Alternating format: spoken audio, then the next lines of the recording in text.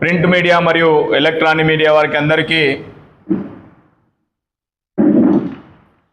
ఈనాటి press meet యొక్క ఉద్దేశం ఛాత్రోं की गूंज విద్యార్థి గర్జన అనేటువంటి కార్యక్రమం। ఈ యొక్క కార్యక్రమాన్ని జూలై 25వ తారీఖున శ్రీమతి ప్రియాంకా గాంధీ గారి ఆధ్వర్యంలో రాహుల్ గాంధీ గారి నాయకత్వంలో ఛాత్రోं की गूंज అనేటువంటి కార్యక్రమం దేశవ్యాప్తంగా 28 ప్రధాన నగరాలలో ప్రారంభించడం జరిగింది।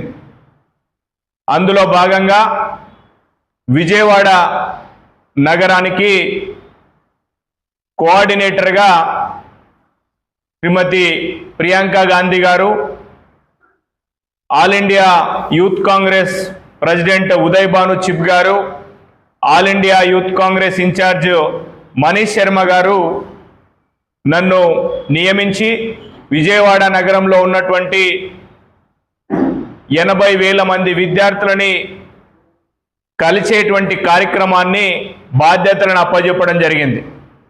అందులో భాగంగా జూలై 25వ తారీఖు నుంచి ఈ కార్యక్రమం ప్రారంభమై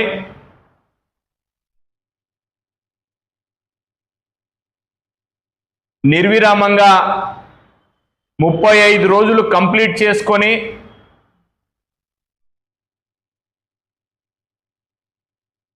ధర్మేంద్ర ప్రధాన్ గారు రాజీనామా చేసేదాకా మా యొక్క పోరాటం నిరంతరాయంగా సాగింది। విద్యార్థులని కలిసేటువంటి క్రమంలో నీట్ పేపర్ లీక్ అయిన తర్వాత ఈ దేశంలో 22 మంది విద్యార్థులు ఆత్మహత్యలు చేసుకొని చనిపోతే ఈ దేశ ప్రధానమంత్రి నరేంద్ర మోడీ గారు కానీ విద్యాశాఖ మంత్రి ధర్మేంద్ర ప్రధాన్ కానీ ఏమాత్రం రెస్పాన్సిబిలిటీ తీసుకోకుండా విద్యార్థుల ఆత్మహత్యలకు జరిగితే there is no accountability, there is no responsibility on student suicides। ఇంత దారుణమైనటువంటి సంఘటన జరిగి పేపర్ లీక్ అయిపోతే ఏమాత్రం పట్టించుకొని కేంద్ర ప్రభుత్వాన్ని, నరేంద్ర మోడీ గారిని, అమిత్ షా గారిని, ధర్మేంద్ర ప్రధాన్ గారిని ప్రశ్నించడం కోసం ఈ దేశంలోని యావత్ విద్యార్థులందరూ గలం విప్పి దేశవ్యాప్త ఉద్యమంగా మారిపోయి జంతర్ మంతర్లో దాదాపుగా 10-15 రోజులు విద్యార్థులు రిలే నిరాహార దీక్షలు చేస్తే చివరకు ఏం చేయాలో అర్థం కాక వాళ్ళను భయపెట్టే ప్రయత్నంలో నరేంద్ర మోడీ గారు, అలాగే ఈ దేశ హోమ్ మినిస్టర్ అమిత్ షా గారు విద్యార్థుల పైన విచక్షణ రహితమైనటువంటి దాడి ఎలాగ కొట్టారంటే విద్యార్థులని ఈ దేశంలోకి తీవ్రవాదులు వస్తే కూడా అంత దారుణంగా దాడి జరగదేమో అన్నట్లుగా 47 AK-47 వెపన్స్ తో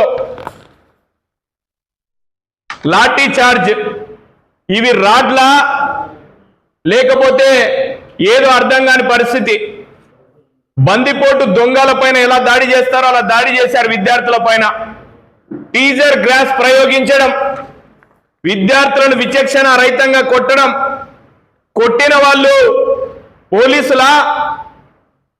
పోలీస్ ఆఫీసర్లేనా లేదా ఆర్ఎస్ఎస్ బీజేపీ గుండాల మఫ్టీలలో కలర్ డ్రెస్లలో వచ్చి విద్యార్థుల పైన దాడి। కేవలం పార్లమెంటుకి 500 అడుగుల దూరంలో, కేవలం 500 అడుగుల దూరంలో ఈ దేశ రాజధాని న్యూఢిల్లీలో విద్యార్థుల పైన విచక్షణ రహితమైనటువంటి దాడి, టీజర్ గ్యాస్ ప్రయోగించడం, బుల్లెట్లను ప్రయోగించడం, లాఠీ చార్జ్ చేయడం. చూడండి ఎంత దారుణంగా ఈ అబ్బాయికి బుల్లెట్స్ వల్ల, ఆ గ్యాస్ టీజర్ వల్ల ఎలా డ్యామేజ్ అయిందో. అంటే ఈ దేశంలోని విద్యార్థులు భారతీయ జనతా పార్టీకి వ్యతిరేకమనా, నరేంద్ర మోడీ గారి పైన వ్యతిరేక నినాదాలు చేస్తున్నారనా, ధర్మేంద్ర ప్రధాన్ రాజీనామా చేయాలని అడిగినందుక, విద్యార్థుల ప్రాణాలు కోల్పోయాయి, మా విద్యార్థులను కాపాడండి అన్నందుక ఎందుకు ఈ దాడి అని చెప్పి ప్రశ్నిస్తే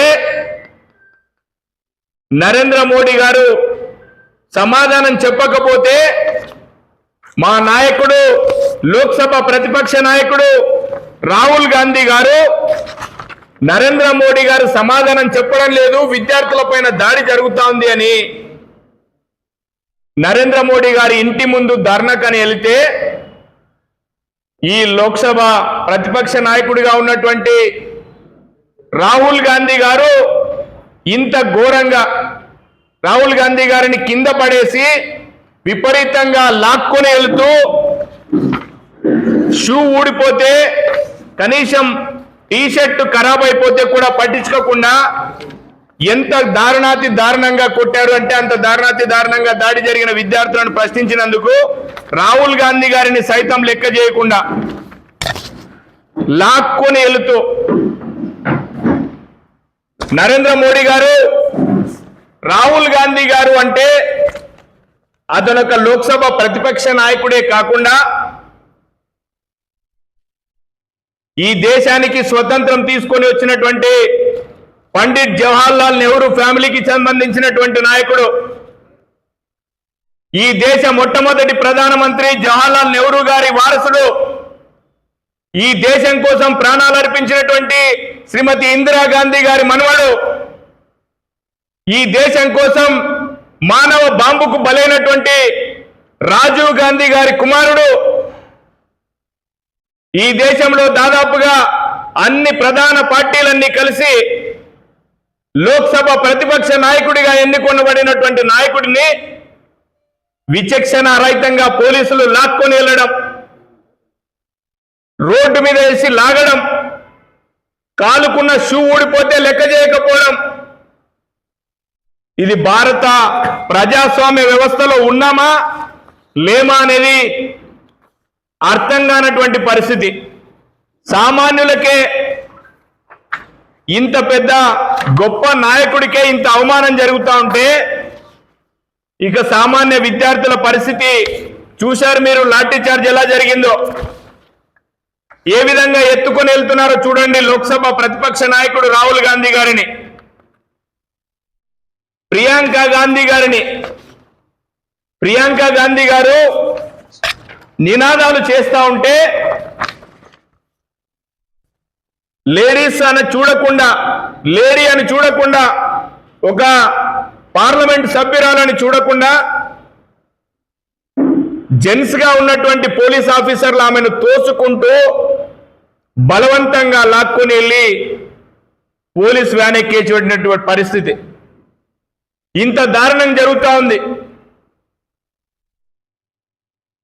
ఇట్లాంటి వ్యవస్థలో ఇక మేము ఇంకో డిమాండ్ చెప్పాం.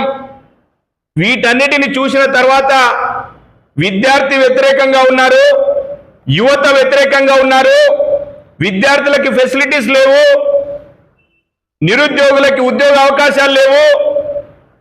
ఇన్ని దారుణాలు చూసిన తర్వాత భయపడినటువంటి భారతీయ జనతా పార్టీ ధర్మేంద్ర ప్రధాన్ గారిని రాజీనామా చేయించింది.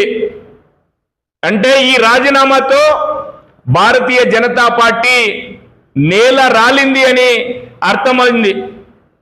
దానితో మాత్రమే మేము సాటిస్ఫై అవ్వడం లేదు. ఈ దేశంలోని విద్యార్థులు కానీ యువకులు కానీ లాఠీ చార్జ్ ఎవరైతే చేశారో ఆ ఆఫీసర్ల పైన కఠిన చర్యలు తీసుకోవాలి.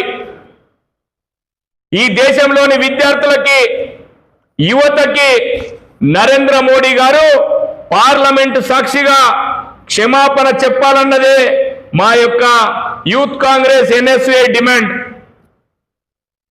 ఏ విషయంలోనూ వదిలిపెట్టే ప్రసక్తే లేదు, మిమ్మల్ని బయట తిరగనిచ్చే ప్రసక్తే లేదు. విద్యార్థులకి ఫెసిలిటీస్ లేవు అంటే సమాధానం రాదు.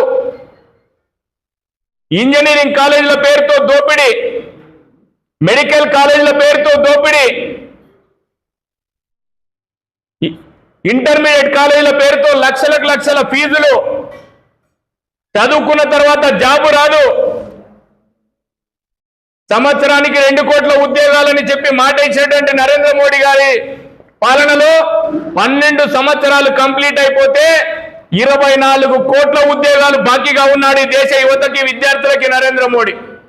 దానికి సమాధానం లేదు. ఎస్సీ ఎస్టీ బీసీ మైనారిటీ హాస్టళ్లలో సరైనటువంటి ఫెసిలిటీస్ లేవు.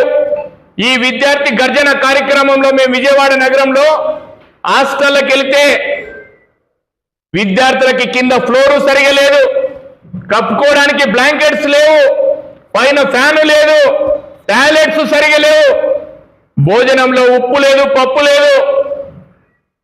ఇంత దారుణమైనటువంటి వ్యవస్థ కంప్లీట్ గా ఈ భారతదేశంలో విద్యా వ్యవస్థ ఈ గత 12 సంవత్సరాలలో ఐసీయూలో ఉంది. ఒక పేషెంట్ ఎలాగైతే ఐసీయూలో ఉంటాడో ఈ దేశంలోని విద్యా వ్యవస్థ ఐసీయూలో ఉంది. ఈ భారతదేశంలో ప్రతి విద్యార్థి చదువుకోవాలని చెప్పి ఆకాంక్షించినటువంటి కాంగ్రెస్ పార్టీ విద్యా హక్కు చట్టాన్ని తీసుకొని వచ్చింది. విద్యా హక్కు చట్టం గురించి మీకు తెలుసా? నరేంద్ర మోడీ గారు, ధర్మేంద్ర ప్రధాన్ గారు, మీకు తెలుసా? ఒకసారి చదవండి విద్యా హక్కు చట్టం అంటే ఏంటో. ప్రతి విద్యార్థి ఏం చదువుకుంటున్నాడో అది చదివించాల్సినటువంటి బాధ్యత ఈ భారత ప్రభుత్వానిది, భారతీయ జనతా పార్టీ ప్రభుత్వానిది. అతనికి అవసరమైనటువంటి ఫెసిలిటీస్ అరేంజ్ చేయాల్సినటువంటి బాధ్యత ప్రభుత్వానిది. అతను చదువుకున్న తర్వాత జాబులు ఇప్పివ్వాల్సినటువంటి బాధ్యత ఈ ప్రభుత్వానిది. పిల్లవాడు చదువుకొని ఐఏఎస్ ఐపీఎస్ అవ్వాలి అనుకుంటే వాళ్ళ ఆర్థిక పరిస్థితులు సరిగా లేక విద్యా దోపిడీకి గురి అవుతూ ఉంటే, వాడు ఐఏఎస్ ఐపీఎస్ కావాలనుకుంటే అటెండరు, స్వీపరు, లాస్ట్ కు ఏదో ఒక చిన్న అసిస్టెంట్ తో అడ్జస్ట్ అవ్వాల్సినటువంటి పరిస్థితి ఈ యొక్క విద్యా వ్యవస్థలో దారుణమైంది. గవర్నమెంట్ ఏదైతే విద్యా వ్యవస్థ రన్ చేస్తా ఉందో దాన్ని డామినేట్ చేస్తూ ప్రైవేట్ కార్పొరేట్ విద్యా సంస్థలు ఈ భారతదేశంలో విద్యార్థుల యొక్క తల్లిదండ్రుల రక్తాన్ని చెమటను తాగుతూ విద్యకు దూరం చేస్తా ఉన్నారు. విద్య వ్యాపారంగా మారిపోయింది. మీకు ఎగ్జాంపుల్ గా తెలుసు, ఇక్కడ ఆంధ్రప్రదేశ్ లో విద్యా సంస్థలన్నీ చంద్రబాబు నాయుడు గారి నాయకత్వంలో వాళ్ళ యొక్క మంత్రులు ఎమ్మెల్యేల దగ్గర ఉన్నాయి. ఫీ రియంబర్స్మెంట్ లేదు. తల్లికి వందనం అని చెప్పినటువంటి మాటలో డ్రామా. పేదవాళ్ళు 300 యూనిట్ల కరెంటు వాడకం దాటితే తల్లికి వందనం పథకం లేదట.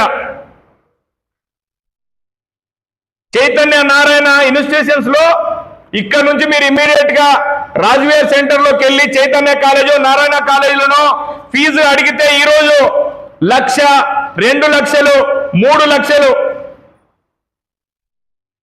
రకరకాల ఫీజుల పేర్లతో విద్యా దోపిడీ జరుగుతూ ఉంది. వీటన్నిటినీ వ్యతిరేకిస్తూ విద్యార్థి గర్జన కార్యక్రమం ఇంకా నిరంతరాయంగా ముందరికి తీసుకెళ్లడం కోసం ఈ రాష్ట్రంలో ఉన్నటువంటి యూత్ కాంగ్రెస్ మరియు ఎన్ఎస్యూ ఆధ్వర్యంలో రాబోయేటువంటి రోజుల్లో విజయవాడ నగరంలో ఏ విధంగా అయితే 35 రోజుల పాటు నిరంతరంగా విద్యార్థి ఉద్యమం జరిగిందో దాన్ని రాష్ట్ర వ్యాప్త ఉద్యమంగా మార్చబోతున్నాం.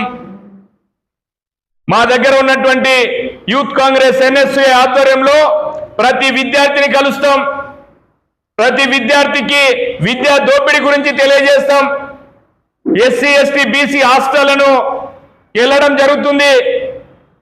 విద్యార్థికి సక్రమమైనటువంటి విద్యను అందించడమే ప్రధాన లక్ష్యం అని చెప్పి మా నాయకుడు రాహుల్ గాంధీ గారు కోటలో విద్యార్థులను కలవడం, రాజస్థాన్ లో వాళ్ళ దగ్గర నుంచి వచ్చినటువంటి స్పందన ఏంటో చూశారు. ఈ ఉద్యమాన్ని ఇంకా తీసుకొని వెళ్ళి అమిత్ షా గారు లాఠీ చార్జ్ కి బాధ్యత వహిస్తూ రాజీనామా చేయాలి. నరేంద్ర మోడీ గారు ఈ దేశంలోని ప్రజలకు, ఈ దేశంలోని విద్యార్థులకి, విద్యార్థుల తల్లిదండ్రులకి పార్లమెంటు సాక్షిగా క్షమాపణ చెప్పాలి. నాటకాలు ఆడుతూ ఉన్నాడు. నన్ను తిట్టారు, మా ఇంట్లో వాళ్ళని తిట్టారు అని. నీ నాటకాలకి విద్యార్థులు, జెన్జీ విద్యార్థులు తలొగ్గే ప్రసక్తే లేదు. నీ నాటకాలన్నీ భారతీయ జనతా పార్టీ లోపల, ఆర్ఎస్ఎస్ సంస్థ లోపల, విశ్వ హిందూ పరిషత్ లోపల కుదురుతాయేమో సుమా. ఈ దేశంలోని జెన్జీ విద్యార్థుల దగ్గర నీ నాటకాలు సాగవు. ధర్మేంద్ర ప్రధాన్ గారి రాజీనామాతో మీ యొక్క పతనం ప్రారంభమైంది. రాబోయేటువంటి రోజులలో విద్యార్థులకి ఎక్కడ అన్యాయం జరిగినా అక్కడ మా నాయకుడు రాహుల్ గాంధీ గారు ఉంటారు, అక్కడ మా యూత్ కాంగ్రెస్ ఉంటుంది, అక్కడ మా ఎన్ఎస్ఏ ఉంటుంది అని చెప్పి తెలియజేస్తున్నాం. మీ నాటకాలు ఇక ఆపి మీరు బహిరంగ క్షమాపణ చెప్పాలి. అప్పటిదాకా మిమ్మల్ని వదిలిపెట్టే ప్రసక్తే లేదు అని చెప్పి తెలియజేస్తా ఉన్నాం. ఈ పార్లమెంటు సెషన్స్ ముగిసే లోపు మీ దగ్గర నుంచి సమాధానం రాకపోతే దేశవ్యాప్తంగా 28 నగరాలలో జరుగుతున్నటువంటి ఉద్యమం దేశవ్యాప్త ఉద్యమంగా మారుస్తాం. ఢిల్లీలో మరొకసారి జంతర్ మంతర్ పార్లమెంటు ముట్టడికి మా నాయకుడు రాహుల్ గాంధీ గారి నాయకత్వంలో బయలుదేరుతామని చెప్పేసి ఈ భారతీయ జనతా పార్టీని, నరేంద్ర మోడీ గారిని లాఠీ చార్జ్కు బాధ్యత వహిస్తూ సమాధానం చెప్పాల్సినటువంటి అవసరం అమిత్ షా పైన ఉంది అని చెప్పి హెచ్చరిస్తా ఉన్నాం భారతీయ జనతా పార్టీని. నాతో పాటు నూతనంగా యూత్ కాంగ్రెస్ ఎలక్షన్లలో ఎన్నికైనటువంటి జిల్లా అధ్యక్షుడు ఒకవైపు ప్రదీప్ రాయల్, అలాగే స్టేట్ జనరల్ సెక్రటరీగా భారీ ఓట్లతో ఎన్నికైనటువంటి ఆదోని చెందిన శ్రీనిత్ రాయల్, అలాగే కర్నూలు అసెంబ్లీ నుంచి అలీఖాన్ యూత్ కాంగ్రెస్ అధ్యక్షునిగా రీసెంట్గా ఎలక్షన్లలో ఎన్నికవడం జరిగింది. అలీఖాన్ కర్నూలు అసెంబ్లీ, అలాగే మొల్లా ఓసమా ఎమ్మెనూరు నియోజకవర్గం యూత్ కాంగ్రెస్ అధ్యక్షుడు మొల్లా ఓసమా, అలాగే అక్బర్ ఆలూరు యూత్ కాంగ్రెస్ నాయకులు, అలాగే నందికొట్కూరు నియోజకవర్గం మహిళా కాంగ్రెస్ అధ్యక్షురాలు షేక్ షాజహాన్ గారు, అలాగే మహిళా నాయకులందరూ కూడా పాల్గొన్నారు. మా యొక్క కార్యక్రమం నిరంతరాయంగా జరుగుతుంది. ఈ యొక్క కార్యక్రమంలో ఎన్ఎస్ఏ యూత్ కాంగ్రెస్ దేశవ్యాప్తంగా ఈ ఉద్యమాన్ని ఇంకా ముందరికి తీసుకొని వెళ్తామని చెప్పి తెలియజేస్తాను.